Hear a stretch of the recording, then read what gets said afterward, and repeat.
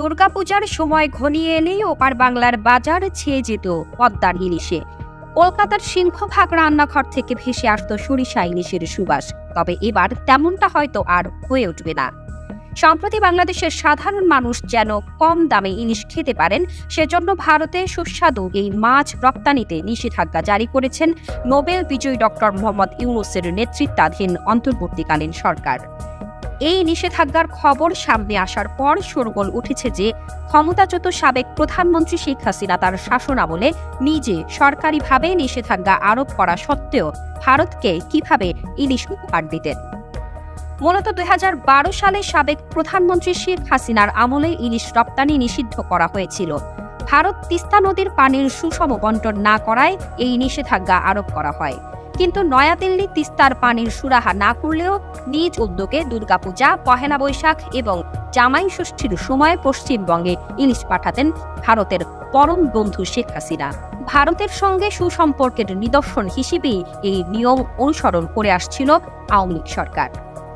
এরপর ২০২২ সালে আনুষ্ঠানিকভাবে ইলিশ রপ্তানির উপর নিষেধাজ্ঞা তুলে নেওয়া হয়। পরবর্তীতে ২০২৩ সালের ২১ অক্টোবর ৯টি ট্রাকে করে ৪৫ টন ইলিশ পশ্চিমবঙ্গে যায়। ওই সময় ৭৯টি মৎস্য রপ্তানিকারক প্রতিষ্ঠানকে ভারতে ৩,৯৫০ টন ইলিশ রপ্তানির অনুমোদন দেওয়া হয়। তবে নতুন সরকার যেহেতু রপ্তানিতে পুনরায় নিষেধাজ্ঞা দিয়েছে, সে কারণে এবার পশ্চিমবঙ্গে দুর্গাপূজার সময় ইলিশের দাম বাড়তে পারে বলে জানিয়েছে ভারতীয় সংবাদ মাধ্যম ইন্ডিয়া টুডে। বর্তমানে পশ্চিমবঙ্গে বাংলাদেশের একটি ১ থেকে ১.৫ কেজি ইলিশের দাম ২,২০০ থেকে ২,৪০০ রুপিতে বিক্রি হচ্ছে বলে জানিয়েছেন এক খুচরা বিক্রেতা, যেখানে ১ মাস আগেও এমন একটি মাছ ১,৮০০ থেকে ২,০০০ রুপিতে বিক্রি হতো।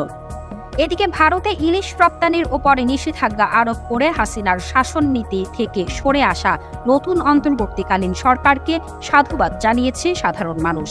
ভারতে ইলিশ রপ্তানির বিষয়ে বাংলাদেশের মৎস্য ও প্রাণী সম্পদ মন্ত্রণালয়ের উপদেষ্টা ফরিদা আক্তার জানান, দেশের মানুষের জন্য পর্যাপ্ত সরবরাহ নিশ্চিত করতে সরকার এই নিষেধাজ্ঞা জারি করেছে।